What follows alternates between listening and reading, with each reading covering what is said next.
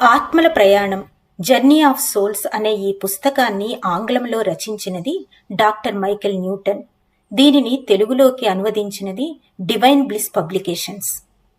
ఈ 29వ భాగంలో 9వ అధ్యాయమైనటువంటి ప్రారంభ దశలో ఉన్న బాలాత్మ గురించి తెలుసుకుందాం. బాలాత్మలు రెండు రకాలు. ఆత్మల లోకానికి వెలుపల తక్కువ కాలం జీవించిన బాలాత్మలు ఒక రకానికి చెందినవైతే, చాలా కాలం పాటు భూమి మీద పదే పదే జన్మిస్తూ ఉన్నప్పటికీ ఇంకా పరిణితి సాధించనివి రెండవ రకానికి చెందినవి. నన్ను కలిసిన వారిలో లెవెల్ 1 మరియు లెవెల్ 2 రెండు రకాల వారు ఉన్నారు. ఈనాడు భూలోకంలో మానవ శరీరాలను ఆశ్రయించి జీవిస్తున్న ఆత్మలలో 3/4 వంతు ఇంకా అభివృద్ధిలో తొలిదశలో ఉన్నాయన్నది నా నమ్మకం. నా మాటలు నిరుత్సాహాన్ని కలిగిస్తాయని నాకు తెలుసు. ఎందుకంటే మన జనాభాలో చాలా మంది ఇంకా అట్టడుగు స్థాయిలోనే ఉన్నారని దాని అర్థం. మరోవైపు నేటి మానవులలో విపరీతంగా ప్రతికూల ధోరణులు, సంస్కృతికి, మతానికి సంబంధించిన విద్వేషాలు, ప్రాంతీయ విభేదాలు, హింసాత్మక ధోరణులు చూసినప్పుడు నా అభిప్రాయాన్ని మార్చుకోవాలనిపించదు. అయినప్పటికీ ప్రతి శతాబ్దము మానవులందరిలో పరివర్తన తీసుకొని వస్తుందని నేను నమ్ముతాను. కొన్ని సంవత్సరాలుగా నా దగ్గరికి వస్తున్న క్లయింట్ల ఆత్మలు ఏ స్థాయిల్లో ఉన్నాయి అనే గణాంక వివరాలను జాగ్రత్తగా భద్రపరిచాను. నిస్సందేహంగా చాలా వరకు వీరు క్రింది స్థాయిలో ఉన్న ఆత్మలని తేలింది. ఎందుకంటే నేను ఈ సబ్జెక్టులను నా ఇష్టం వచ్చినట్లు ఎంచుకోలేదు. నా సబ్జెక్టులలో ఎక్కువ మంది దిగువ స్థాయిలో ఉన్న ఆత్మలై ఉండవచ్చు. ఎందుకంటే వారికే నిజంగా జీవితంలో సహాయం అవసరమై నా దగ్గరికి వస్తూ ఉండవచ్చు. ఈ విషయంలో మరిన్ని వివరాలు తెలుసుకోవాలనుకునే వారి కోసం నా దగ్గరికి వచ్చిన కేసుల ఆత్మలు ఏ స్థాయిల్లో ఎంత శాతంలో ఉన్నాయో వివరిస్తాను.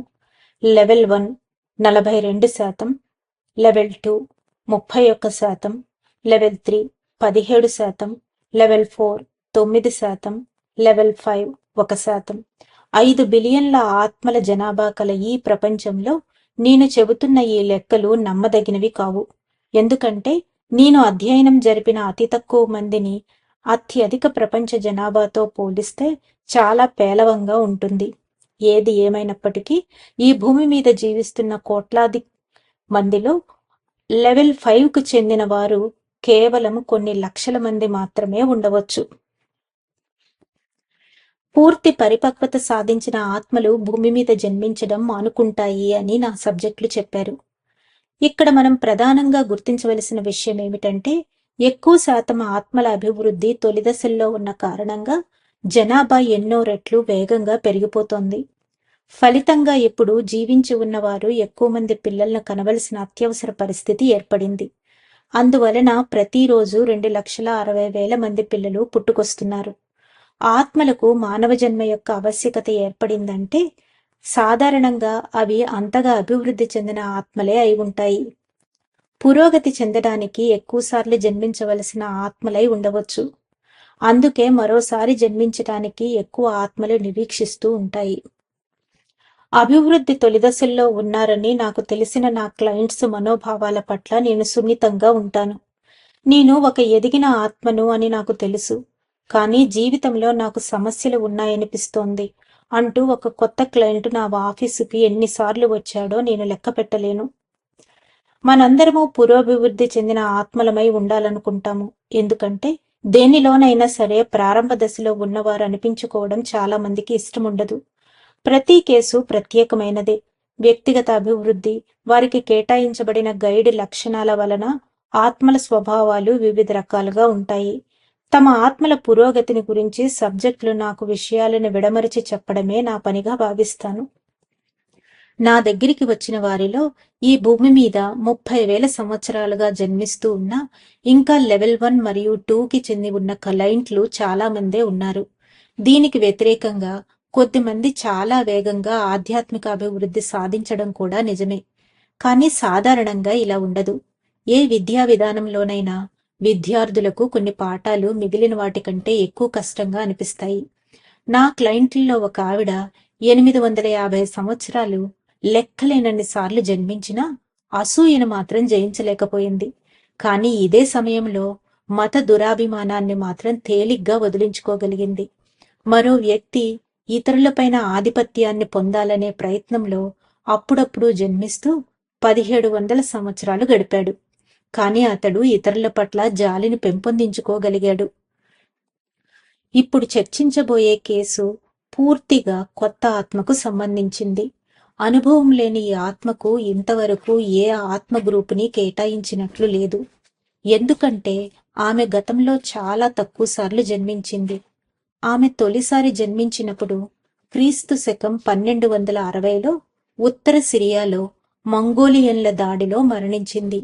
ఆమె పేరు షాబేజ్. ఆమె ఉంటున్న స్థావరాన్ని దోచుకొని అక్కడ ఉన్నవారిని దారుణంగా ఊచకోత కోశారు. అప్పుడు ఆమెకు 5 ఏళ్లు. కేసు 20. డాక్టర్: షాబేజ్, నువ్వు మరణించి ఆత్మల లోకానికి తిరిగి వచ్చావు కదా, ఇప్పుడు నీకేమనిపిస్తుందో చెప్పు.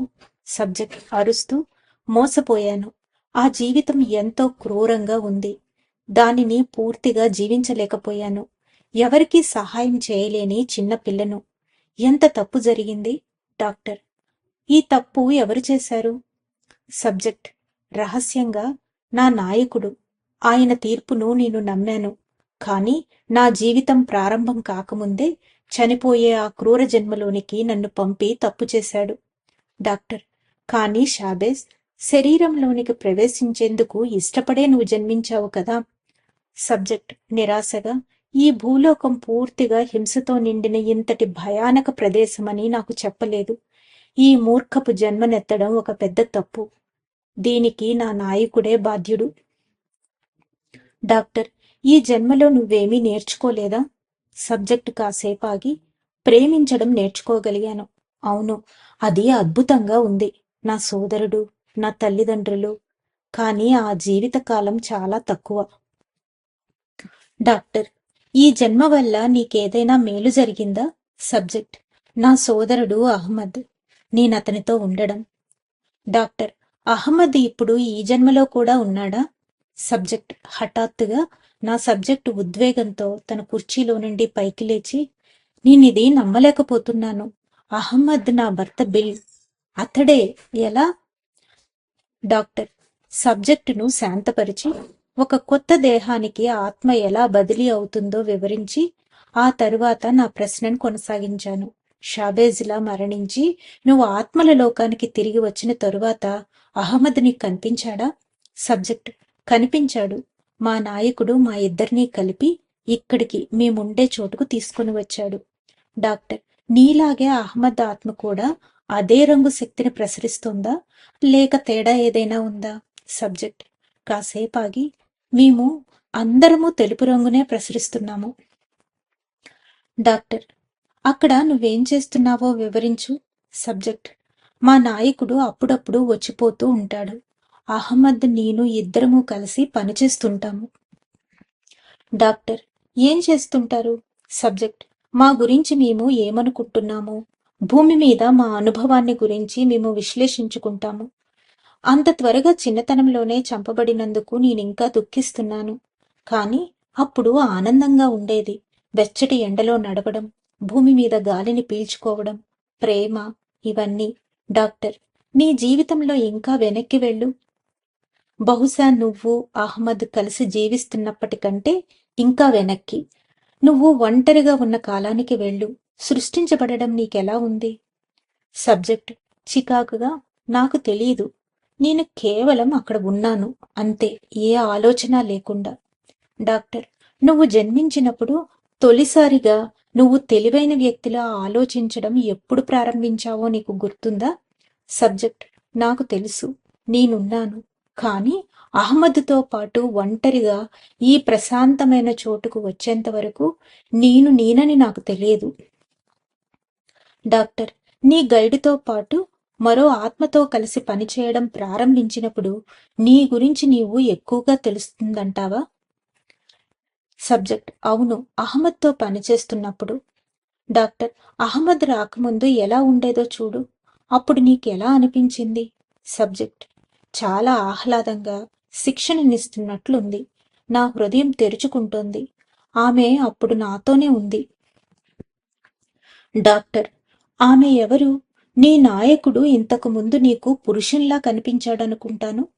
సబ్జెక్ట్: ఆయన కాదు, నా చుట్టూ ఉన్న వాళ్ళల్లో ఒకరి ఉనికి. తల్లి తండ్రి రూపంలో, చాలా వరకు తల్లి రూపంలో. డాక్టర్: ఏ ఉనికి? సబ్జెక్ట్: నాకు తెలియదు. ఒక లేలేత కాంతి. దాని రూపాలు మారుతూ ఉన్నాయి. అదేమిటో నేను గ్రహించలేకున్నాను. ప్రేమతో నిండిన సందేశాలు, ప్రోత్సాహము అందించింది. డాక్టర్: నువ్వు ఒక ఆత్మలా సృష్టించబడిన సమయంలో ఇలా ఉందా? సబ్జెక్ట్: అవును. అంతా మసకగా, అస్పష్టంగా ఉంది. నేను జన్మించిన సమయంలో అక్కడ ఇంకా వేరే వాళ్ళు, సహాయకులు కూడా ఉన్నారు. డాక్టర్: నువ్వు ఆత్మలా జన్మించిన ప్రదేశాన్ని గురించి నువ్వు ఇంకా ఏం చెప్పగలవు? సబ్జెక్ట్: చాలాసేపు ఆగి నర్సరీలో ఉన్నవాళ్ళు నన్ను ప్రేమగా చూసుకుంటున్నారు. మేము అక్కడి నుంచి వెళ్ళిపోయాము. తరువాత నేను అహ్మద్తోనూ నా నాయకునితోనూ ఉన్నాను. డాక్టర్: నిజంగా నిన్ను అహ్మద్ను ఎవరు సృష్టించారు? సబ్జెక్ట్: ఆ పరమాత్మ.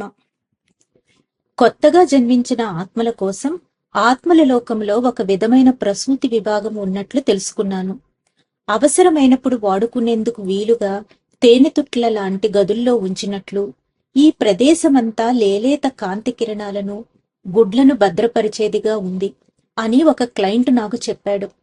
దెబ్బతిన్న ఆత్మలను తిరిగి ఏ విధంగా బాగు చేస్తారో నిరాశ్రిత ఆత్మలు అనే అధ్యాయం 4లో మనం చూసాం. షాబీజ్ వివరించిన సృష్టి కేంద్రాలు కూడా ఇలాంటి పనులే చేస్తాయని నేననుకుంటున్నాను.